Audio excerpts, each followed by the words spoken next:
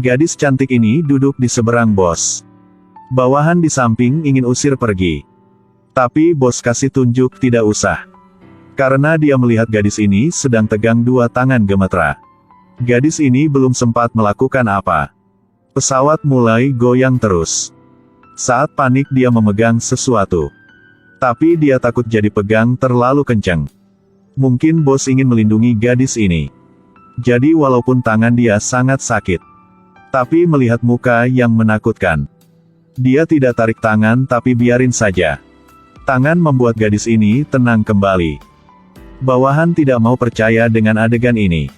Bos yang galak ternyata lembut seperti ini. Tiba-tiba gadis itu baru sadar.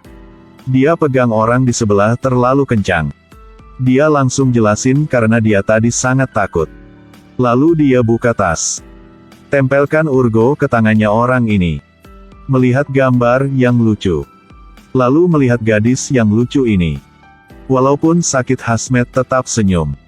Gadis ini dilihat sama dia jadi mulai malu. Hanya bisa diam dan senyum. Hasmet ingin berbicara dengannya. Tiba-tiba pramugari panggil dia pergi. Melihat gadis itu pergi. Pria ini merasa sepi. Tapi hubungan mereka seperti air dan api. Adalah takdir satu sama lain. Ketika Hasmet turun dari pesawat dia langsung mencari saudara. Saudara membuat identitas palsu untuk dia, Kemal.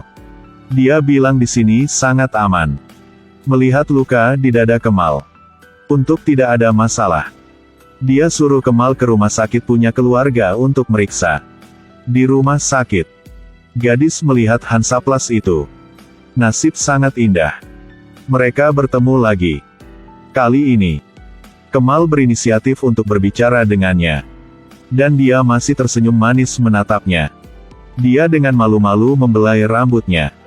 Kali ini Kemal telah menangkap peluang dengan kuat. Mengambil inisiatif untuk mengajaknya makan malam.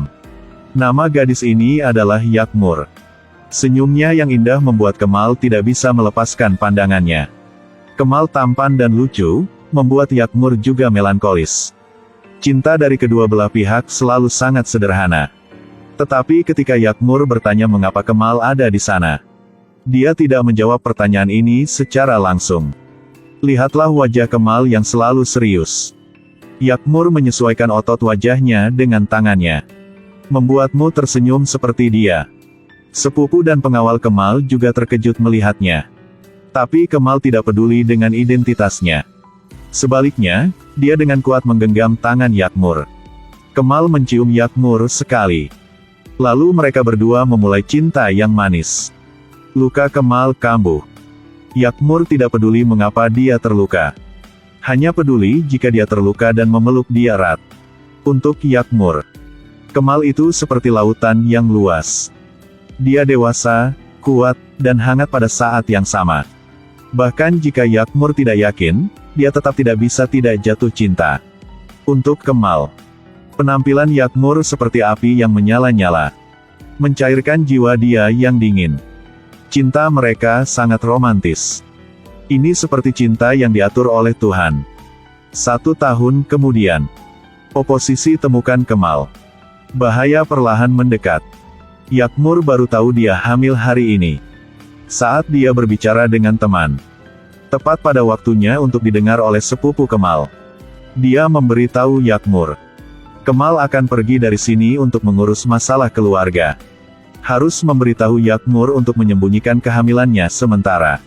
Ternyata sepupu Turhan menerima panggilan telepon misterius dari keluarga. Dia melakukannya karena dia enggan.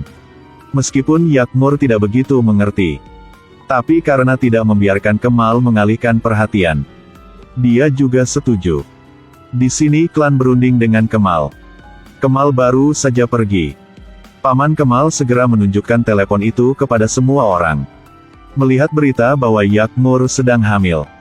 Ini sepertinya menjadi masalah. Sebelum pergi. Meskipun keduanya merasa mereka akan segera bertemu lagi. Tapi masih tidak mau pergi. Yakmur memberi Kemal sebuah jam tangan dengan nostalgia.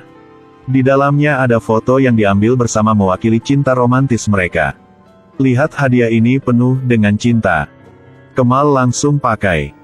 Menghadapi perpisahan pertama ini, Yakmur tidak bisa menahan air matanya. Kemal mengambil cincin itu dan meletakkannya di tangan Yakmur. Ini adalah janji terbaik untuk dia. Yakmur sangat senang sampai dia menangis. Peluk orang yang kamu cintai.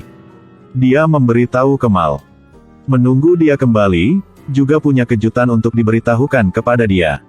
Ketika Kemal baru saja pergi, sepupu datang lagi untuk menemukan Yakmur.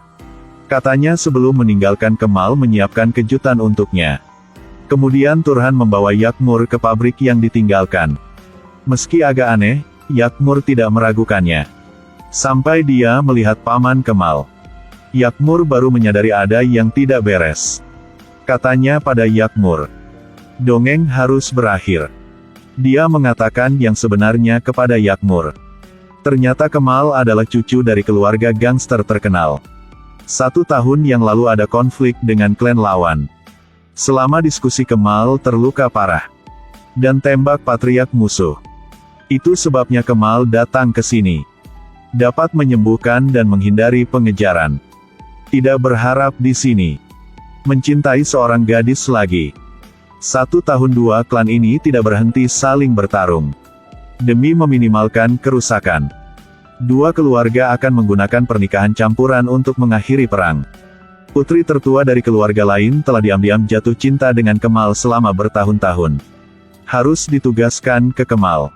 Dan Yakmur dan anak di dalam rahimnya adalah hambatan terbesar untuk pernikahan ini. Mendengar kesini Yakmur takut pegang perutnya. Yakmur akhirnya diletakkan di meja operasi. Dia gemetar ketakutan. Tapi karena kristalisasi cinta mereka, Yakmur menendang dokter ke tanah. Dia takut dan lari. Baru saja keluar dari tengah jalan, ditabrak mobil yang sedang melaju. Untungnya, Turhan bisa membawanya ke rumah sakit tepat waktu. Yakmur dan anak yang belum lahir selamat. Lihatlah Yakmur yang lemah dan menyedihkan. Turhan tidak bisa tidak berperasaan. Dia berbohong pada paman. Yakmur mengalami keguguran selama kecelakaan itu. Lalu dia menjelaskan pro dan kontra kepada Yakmur. Hubungan antara kedua keluarga itu sangat tegang. Hanya persetujuan untuk pernikahan yang bisa menghentikan ini. Kalau tidak Kemal akan diburu seumur hidup. Untuk orang yang dia cintai dan bayi di perut. Yakmur telah menanggung semuanya secara diam-diam. Dan diam-diam menghilang ke dunia Kemal. Di sini kedua klan saling bernegosiasi. Kemal masih tidak tahu apa yang terjadi. Ketika mendengar bahwa kondisi mediasi sangat tidak masuk akal. Bahkan jika lawan memegang pistol yang diarahkan padanya. Kemal dengan nyantai pergi. Dia tidak bisa memiliki wanita kedua di hatinya. Paman menyalahkan Kemal karena egois. Karena seorang gadis. Tapi abaikan nasib seluruh keluarga. Tapi Kemal tidak tertarik dengan apa yang dia katakan. Dia hanya ingin kembali ke Yakmur. Dia naik pesawat ke kota Yakmur. Tapi tidak ada seorang pun di rumah. Kemal datang untuk mencari sepupunya. Tapi Turhan tidak ingin dia tahu berita tentang Yakmur. Kemal dengan marah meninju Turhan. Lalu dia memanggil Yakmur. Tapi teleponnya ada di tempat sepupu. Kemal gila sampai ekstrim. Dia berlari ke atap sambil meneriakkan nama Yakmur. Tapi tidak ada yang menjawab. Kemal tak kuasa menahan air mata sedih. Yakmur ada di rumah sahabatnya sekarang. Sahabat menyalahkan Kemal sebagai pengkhianat. Tapi Yakmur tidak berpikir begitu. Beberapa saat kemudian Kemal sampai di rumah sahabatnya Yakmur. Dia mengunci Yakmur di dalam ruangan. Dia tidak ingin Yakmur terluka lagi. Ketika dua orang berbicara satu sama lain, Kemal melihat Yakmur yang sudah lama dia rindukan. Dia akan berlari untuk menjelaskan. Tapi dihentikan oleh pacar sahabatnya. Selama perjuangan, pistol Kemal jatuh ke tanah. Ketika mengambilnya, terlihat oleh polisi yang berpatroli lewat. Meskipun Kemal tidak memiliki kebencian, dia dibawa pergi karena dia membawa pistol. Dia mengangkat kepalanya untuk melihat Yakmur. Tapi tidak bisa mendengar teriakannya yang menyedihkan. 1 lapis kaca tebal. 1 jarak pendek. Tapi hentikan cinta mereka.